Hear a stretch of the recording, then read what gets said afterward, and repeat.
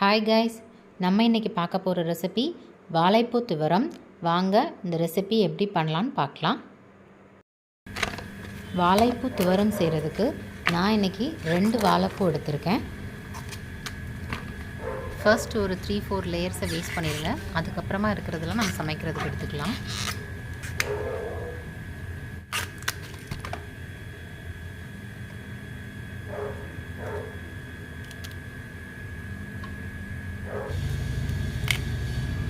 Clean பண்ணுறதுக்கு start பண்ணுறதுக்கு முன்னாடியே கையிலலாம் நல்லா ஆயில் அப்ளை பண்ணிக்கோங்க, இல்லைன்னா கையெல்லாம் கரை படிஞ்சிரும்.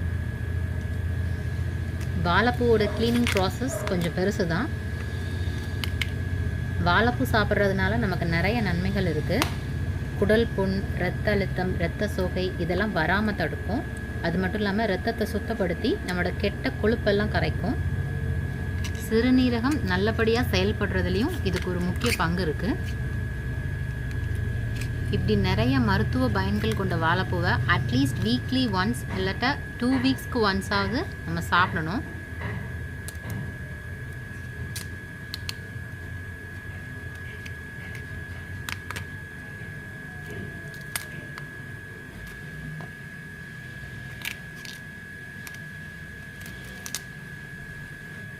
இதுக்கப்புறமா இருக்கிற ஸ்கின் வந்து சாஃப்டாக தான் இருக்கும். ஸோ இதை அப்படியே நம்ம சமைச்சிக்கலாம்.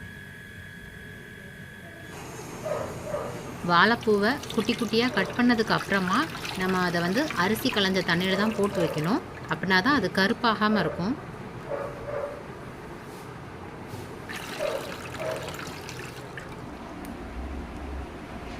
இந்த குச்சி மாதிரி மேலே உருண்டையாக இருக்குல்ல, இதை வந்து பிஸ்டல்னு சொல்லுவாங்க. இந்த இதழ் மாதிரி இருக்கிறத கலிக்ஸ்ன்னு சொல்லுவாங்க. இது ரெண்டுமே கசப்பு தன்மை கொண்டது. இது ஜீரணமும் ஆகாது. அதனால் இது ரெண்டையும் நீக்கிட்டு தான் நம்ம பொரியலுக்கு கட் பண்ணணும்.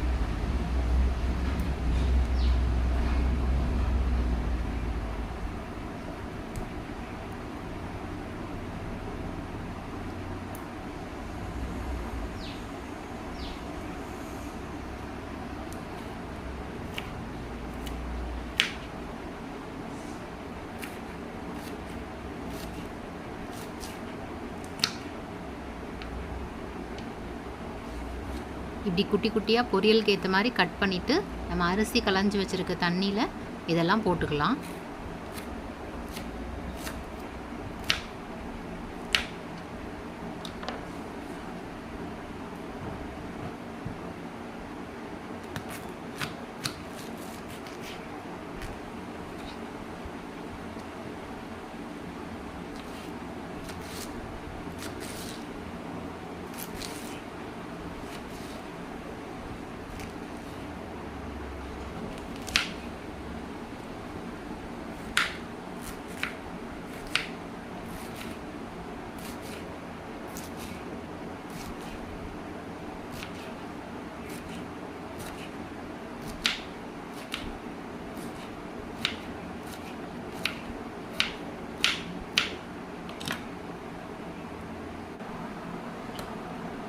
நம்ம கட் பண்ணது எல்லாத்தையுமே இந்த அரிசி கலந்த தண்ணியில் இப்படி நல்லா அலசிட்டு அதை நம்ம குக் பண்ண வேண்டிய பாத்திரத்துக்கு மாற்றிக்கலாம்.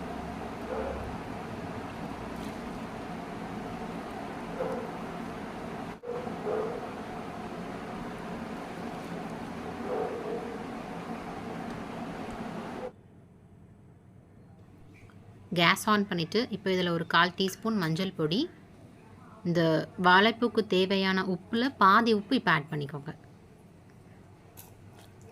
இன்னும் இது நல்லா வேகட்டும். 7 முதல் 8 நிமிஷத்தில் நல்லா வெந்துட்டு இனிமேல் இதை இந்த தண்ணியெல்லாம் வடிச்சுக்கலாம். கொஞ்சம் கூட தண்ணி இல்லாமல் இதை நல்லா வடித்து எடுத்துக்கலாம்.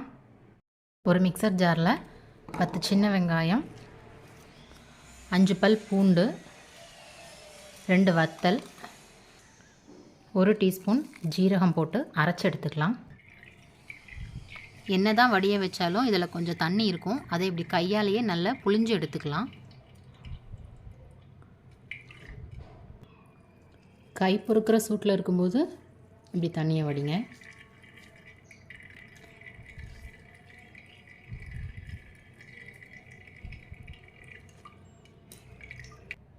கம்ப்ளீட்டாக தண்ணி இல்லாமல் நல்லா புழிஞ்சு எடுத்தாச்சு. ஒரு கடாயில் 2 டேபிள் ஸ்பூன் எண்ணெய் ஊற்றிக்கோங்க. எண்ணெய் காஞ்சதும் அதில் கடுகு உளுந்தம் பருப்பு போடுங்க. கடுகு பொரிஞ்சதும் நம்ம அரைச்சி வச்சுருக்கிற வெங்காயம் பூண்டெல்லாம் இதில் ஆட் பண்ணிக்கோங்க. இதோட 1/4 டீஸ்பூன் காயப்பொடி, 1/2 டீஸ்பூன் மஞ்சப்பொடி. உப்பு வந்து நம்ம வாழைப்பூ வேகும் போதே போட்டோம். ஸோ செக் பண்ணிவிட்டு அதுக்கு ஏற்ற மாதிரி உப்பு ஆட் பண்ணிக்கோங்க.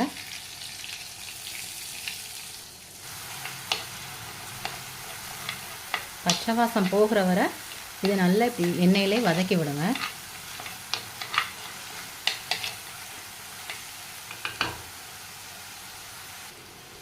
இந்த கருவேப்பிலையும் ஆட் பண்ணிக்கோங்க.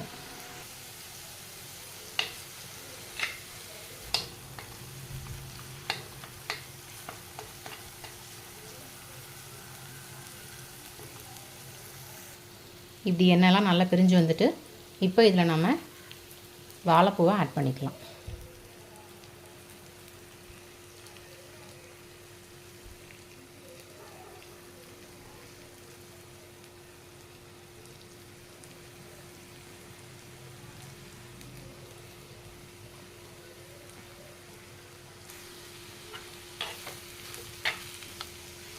எல்லாம் நல்லா ஒன்றா கம்பைன் ஆகிற மாதிரி இதை நல்லா வதக்கி விடுங்க.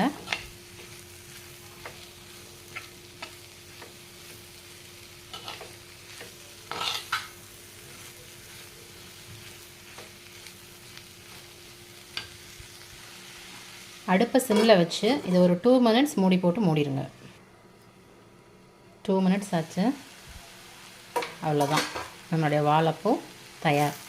இந்த ரெசிப்பியை நீங்களும் உங்கள் வீட்டில் ட்ரை பண்ணி பாருங்கள். பிடிச்சிருந்தா இந்த வீடியோவை லைக் பண்ணுங்கள், கமெண்ட் பண்ணுங்கள், ஷேர் பண்ணுங்கள். என்னுடைய டெலிஷியஸ் நெல்லை குக்கிங் சேனலை சப்ஸ்கிரைப் பண்ணுங்கள். மீண்டும் ஒரு டெலிஷியஸான குக்கிங்கில் உங்களை வந்து சந்திக்கிறேன். பாய்.